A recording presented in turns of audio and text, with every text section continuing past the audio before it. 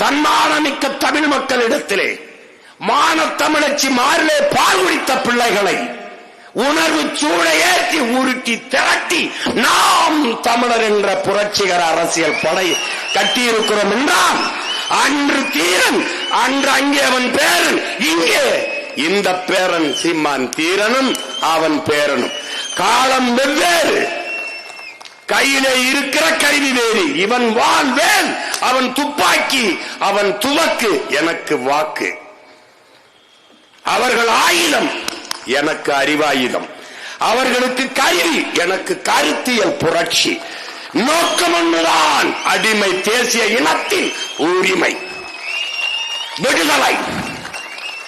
அவன் தன்மானமிக்க பெருமையோடான பெருவாழ்வு. இதுதான் எங்களுக்கு நேர் நிற்கிற கனவு. அதனால்தான் தீரனும் அவன் பேரனும்.